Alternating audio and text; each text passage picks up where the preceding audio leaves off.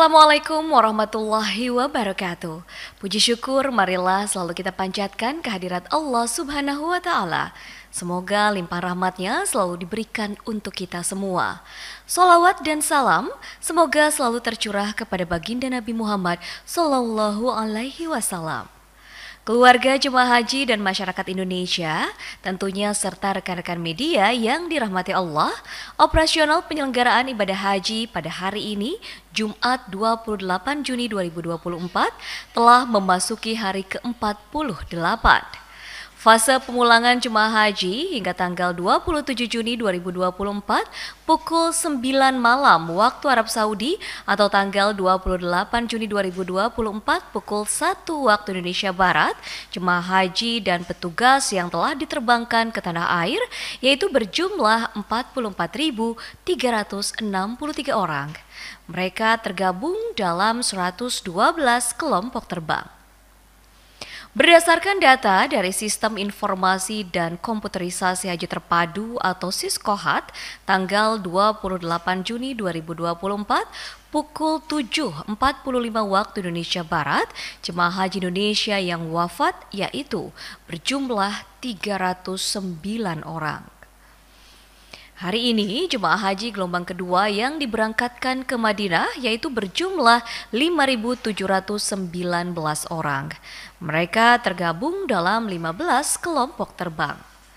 Pada fase pemulangan jemaah haji ke tanah air, petugas penyelenggara ibadah haji atau PPIH Arab Saudi memberikan kesempatan kepada jemaah untuk melakukan tanazul atau pengajuan pulang lebih cepat dari jadwal yang seharusnya, ataupun pengunduran waktu pulang dari jadwal yang seharusnya mungkin lebih awal. Pelaksanaan tanazul diprioritaskan bagi jemaah sakit. Dikutip dari laman sehatnegeriku.kemkes.go.id, tanazul dan evakuasi dilakukan untuk pasien yang dirawat di Klinik Kesehatan Haji Indonesia atau KKHI, pasca rawat di Rumah Sakit Arab Saudi atau dari kloter. Sebelum melakukan tanazul dan evakuasi, dokter akan memberikan penilaian apakah jemaah haji layak atau tidak layak meneruskan ibadahnya. Jika dinyatakan tidak layak meneruskan ibadahnya, bahkan berpotensi memperberat penyakitnya, maka dapat dilakukan pemulangan yang lebih awal atau dini atau ditunda dari jadwal yang telah ditentukan. Kriteria tanazul bagi jemaah sakit sesuai Peraturan Menteri Kesehatan atau PMK nomor 9 tahun 2021 tentang petunjuk teknis penyelenggaraan kesehatan haji di Arab Saudi, yaitu yang pertama, kesadaran baik, yang kedua, hemodinamik stabil, yang ketiga, saturasi oksigen lebih besar dari 92%. Yang keempat, transportable saat dilakukan tanazul, tidak memberatkan kondisi fisik, menimbulkan kecacatan dan mengancam keselamatan jemaah haji sakit. Yang kelima, tidak mengidap penyakit menular atau infeksius. Yang keenam, tidak dalam krisis hipertensi. KKHI telah membentuk tim evakuasi dan tanazul yang terdiri dari dokter spesial dokter spesialis yang bertugas untuk menentukan kelayakan tanazul pasien.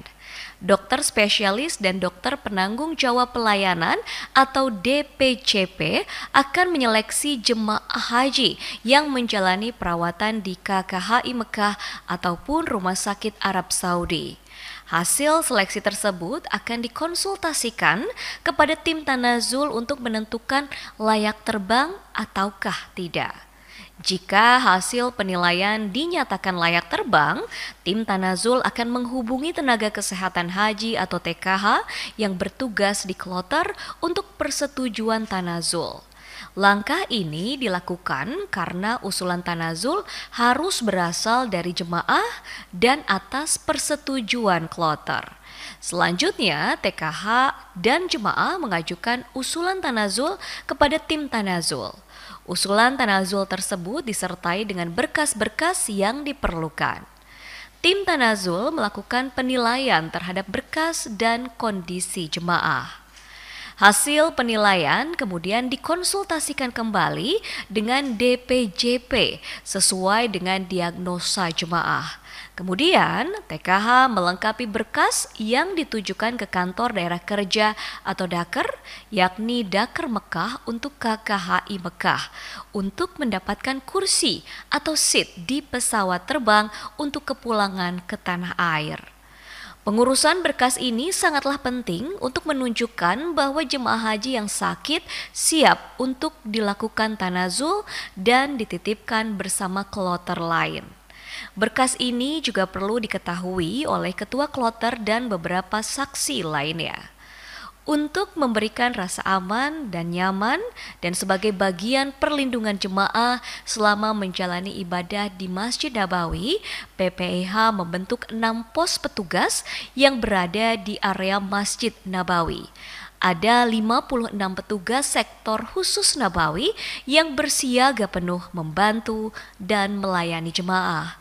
Bila mengalami kesulitan, jemaah dapat menghubungi atau menemui petugas yang berada di pos-pos tersebut. Titik atau pos sektor khusus Masjid Nabawi berada di sejumlah pintu utama Masjid Nabawi dengan rincian sebagai berikut. Pos 1 untuk jemaah haji sektor 1 berada di pintu utama nomor 332. Pos 2 untuk jemaah haji sektor 2 berada di pintu utama nomor 326. Pos 3 untuk jemaah sektor 3 dan 4 berada di pintu utama nomor 315. Pos 4 untuk jemaah haji sektor 5 berada di pintu utama nomor 305. Pos 5 untuk jemaah haji sektor 5 berada di pintu utama nomor 360 sampai 365. Dan pos khusus Raudhah untuk daerah persiapan jemaah masuk Raudhah berada di pintu utama nomor 360. PPIH mengimbau jemaah agar mengutamakan ziarah Raudhah sebelum melakukan ziarah ke sejumlah lokasi ziarah lainnya di kota Madinah. Tetap melengkapi diri dengan alat pelindung diri seperti topi, kacamata hitam, dan semprotan air selagi bepergian keluar hotel. Tetap membawa paspor, visa, mengenakan gelang tangan, dan tetap berkelompok. Jangan memisahkan diri sehingga berpotensi tertinggal rombongan atau bahkan tersesat. Hari ini, Jumat 28 Juni 2024, terdapat 23 kelompok terbang dengan jumlah jemaah haji yaitu sebanyak 9.153 orang. Mereka telah dan akan diterbangkan ke tanah air dengan rincian sebagai berikut. Debarkasi Makassar, UPG, sebanyak 900 jemaah, 2 kloter. Debarkasi Solo, SOC, sebanyak 1.440 jemaah, 4 kloter. Debarkasi Padang, PDG, sebanyak 393 jemaah, 1 kloter. Debarkasi Surabaya, SUB, sebanyak 1.855 jemaah, 5 kloter. Debarkasi Jakarta Pondok Gede, JKG, sebanyak 786 jemaah, 2 kloter. Debarkasi Batam, BTH, sebanyak 450 jemaah, 1 kloter. Debarkasi Jakarta Bekasi, JKS, sebanyak 1.319 jemaah, 3 kloter. Debarkasi Medan, KNO, sebanyak 360 jemaah, 1 kloter. Debarkasi Banjarmasin, BDJ, sebanyak 320 jemaah, 1 kloter. Debarkasi Palembang, PLM, sebanyak 450 jemaah, 1 kloter. Dan Debarkasi Kertajati, KJT, sebanyak 880 jemaah, 2 kloter. Akhir kata, mari kita doakan agar seluruh jemaah haji Indonesia diberikan kekuatan serta kesehatan dalam menjalani ibadahnya di Tanah Suci. lalu kembali ke tanah air dengan meraih kemabruran. Amin ya robbal alamin. Haji Indonesia, haji ramah lansia. Wassalamualaikum warahmatullahi wabarakatuh.